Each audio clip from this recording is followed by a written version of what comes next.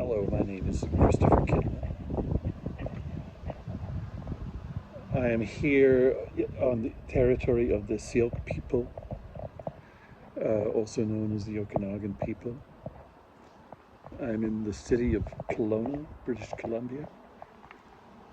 And some people have inquired recently about my relationship between my work as a counselor, therapist, or community worker,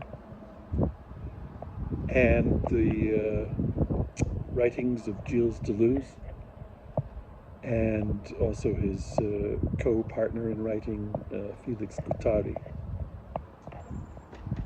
I've been influenced by their work since the early 90s. And I wanted to share a couple of reasons, a few reasons, why their work is so important to me. If you look at the beginning of the book Anti-Oedipus, which is a profoundly important book, they both talk about how the world that we call mental health often reduces itself to the realm of what they call mummy, daddy, and me,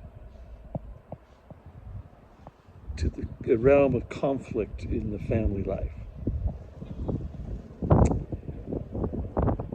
Of course, family therapy was designed to address mummy, daddy, and me. But my work, I wanted to go beyond that. I wanted to see all of the relations that hold people into life, all of the relations that are significant. And these relations may include mommy, daddy, and me. And they may include our grandparents and our ancestors. They may include all sorts of other people in our lives, people that are still alive and present, and people that have passed on. But they also include relations with animals, with the dogs and cats and other animals that we live with the animals that we encounter in the world as we move through the world. They may include symbolic creatures and beings. They also include relationships with place, locations. While I was responding to Deleuze and Guattari's work, I was also spending much of my time working with indigenous communities. And there was a great resonance between the two. The concept that helped me a great deal was the concept of the rhizome. And the rhizome was opposed to the tree, and the tree is an institutional kind of structure with a center and branches that go off it. The tree is often that which is presented to us as a structure of how things are. But they suggested another structure. They suggested a structure of the rhizome, which is nodes and lines that connect to those nodes. A vast network of lines and nodes that has no beginning and no ending, that can just go forever.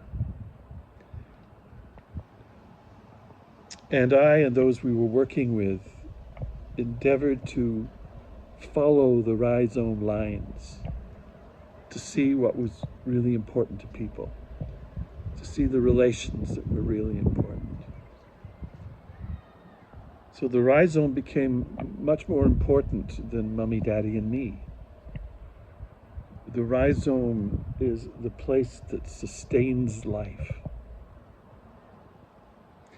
Another element of Deleuze was Deleuze had a concern for the privileging of the negative.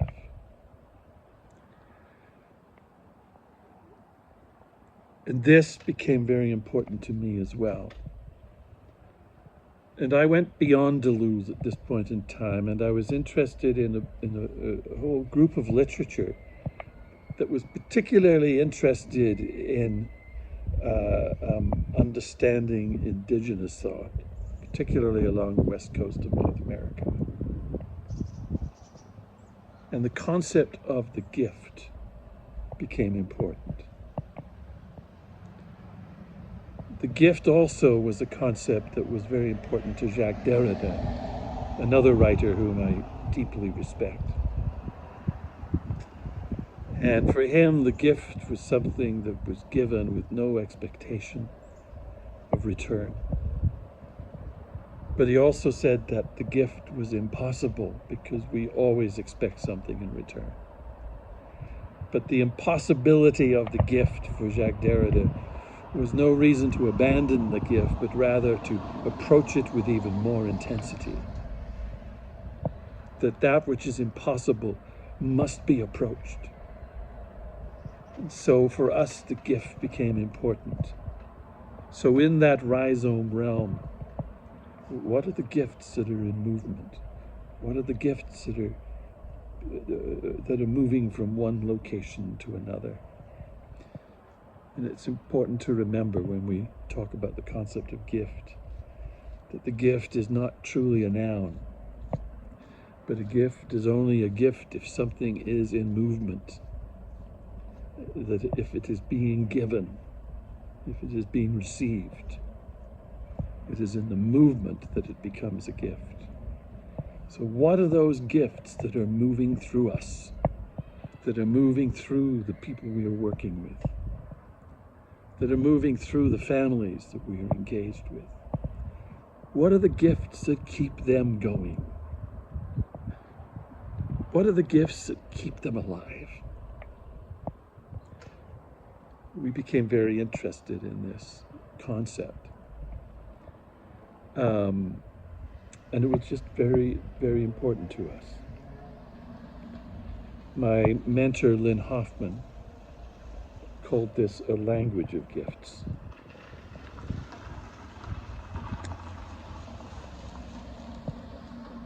There was another element of Deleuze's work that has been important to me and has been particularly important to me in the last few years.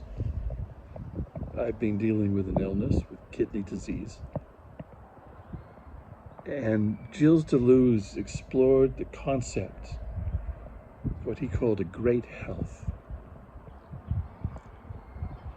And a great health for Deleuze, by the way, he got it from exploring Nietzsche and also exploring some American novelists and writers.